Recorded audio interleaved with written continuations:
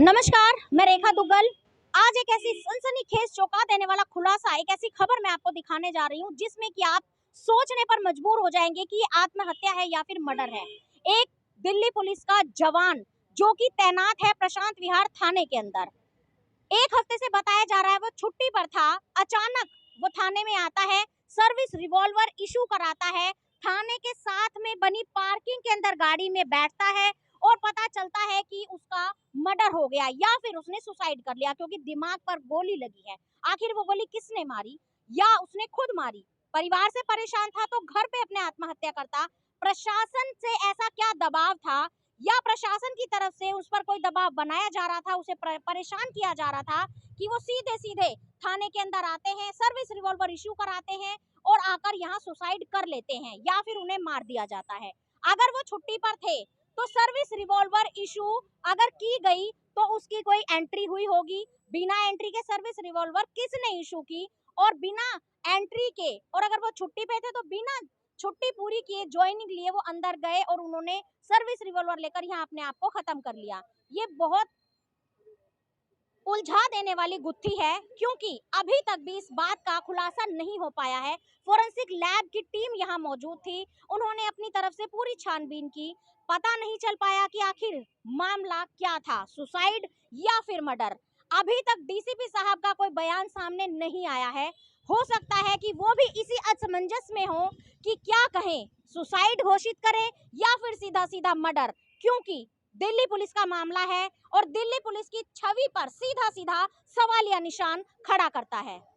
भैया मैं उसका ब्रदर हूँ, ये मेरे मामा जी लगते हैं, ठीक है, मेरे दादे मामा हैं, ठीक है जी।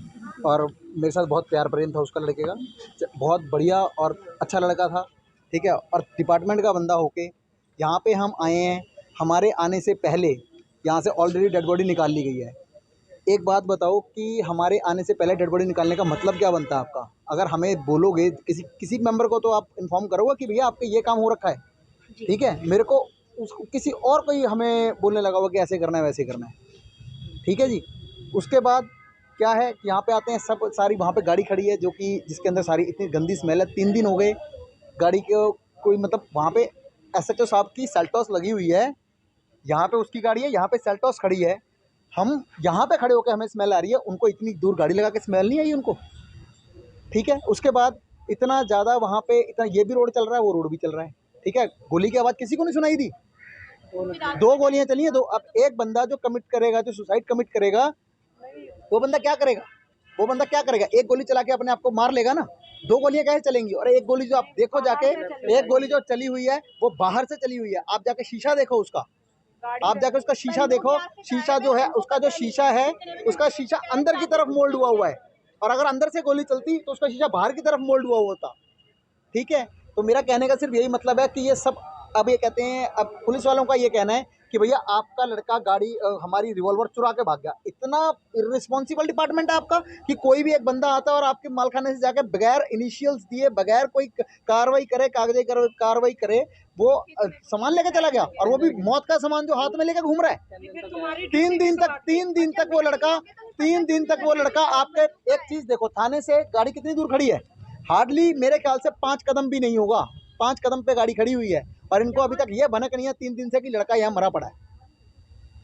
सारा ब्लड गाड़ी के बाहर आया पड़ा है, किसी ने नहीं देखा उस गाड़ी को।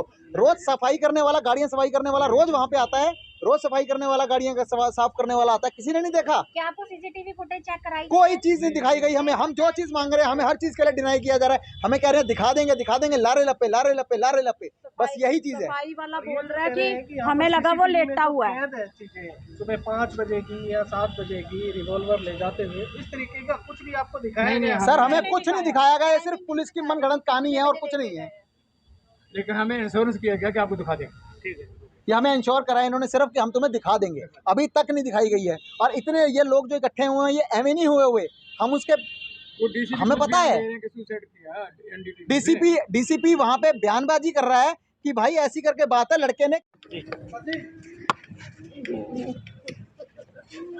नमस्कार, मैं अमनदीप सिंह जी की सिस्टर हूँ। वो 29 तारीख से 26 तारीख से वो छुट्टियाँ लेके गई हो इनके थाने से। 29 तारीख को उसकी डेथ हो गई है शाम को 5 बजे। इनको पता चलता है आज, और डेथ कहाँ पे होती है? थाने के साथ में। ना इनको रिवॉल्वर की आवाज आती, और जब वो छुट्टी पे है तो उसको इन्होंने रिवॉल्वर क्यों दे दी, आप ये बताओ। और इनको आवाज नहीं आई, सीसीटीवी कुछ भी नहीं है वहां पे, कोई भी ड्यूटी पे, इन्होंने बोला उसने खुद चाबी ली, खुद ली, तो कोई भी नहीं था क्या? सब छुट्टी पे थे क्या? थाने की चाबी भी उसके पास थी, तुम्हारे पास कुछ था या नहीं था? और उसकी सुसाइड है तो उसकी जो सीट थी जिसपे वो बैठा हुआ था, बैठा भी नहीं हुआ था, वो तो लेटा हुआ था, वो एक्चुअली में रेस्ट कर रहा था, और बाहर से शीशे से ऐसे ऐसे गोली लगती है, ठीक है, बाहर से शीशे से गोली लगी हुई है, और बंदा वो सुसाइड क्यों करेगा? जो 2 टाइम जिम करता है, बिल्कुल फिट रहता है, वो सुसाइड क्यों करेगा? उसके पास क्या रीजन होगा? घर में वो खुश था, यानी कि ये ड्यूटी पे उसको टॉर्चर करते थे, ठीक है। जो सारे मिलके कह रहे हैं ना कि उसने सुसाइड किया है, ये सारे उसको वो टॉर्चर करते थे, ठीक है। और इनके अभी ये कह रहे हैं कि मैम गोली लगी है, उसकी पूरी इंक्वायरी हो रही है। अगर इंक्वायरी हो रही है तो आपके डीसीपी ने ये मीडिया पे बयान कैसे दे दिया कि उसने सुसाइड कैसे किया है? और जब उसकी डेड बॉडी निकाली गई तो आपने घर वालों को क्यों नहीं बुलाया? ठीक है जी, नहीं, बिल्कुल सुसाइड नोट नहीं मिला, वो सुसाइड बर्थडे सेलिब्रेट किया अपने बच्चे का, उसने 26 तारीख को अपने बेटे का बर्थडे सेलिब्रेट किया है,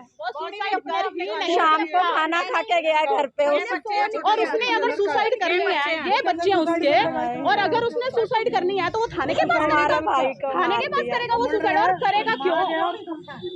हमारे सुनने में ये आ रहा है कि वो शेयर मार्केट में पैसा लगाते थे और उनका पैसा डूबने की वजह से डिप्रेशन में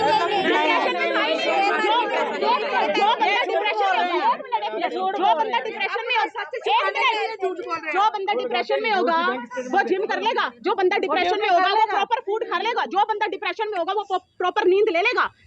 हम घर वाले जो 24 घंटे उसके साथ रहते थे, हमें पता नहीं, ड्यूटी वालों को पता, देखो कितनी बातें पुलिस वालों को पता है। ये खुद टॉर्चर करते थे उसको, ठीक है, खुद टॉर्चर करते थे, और इन्होंने मरवाया।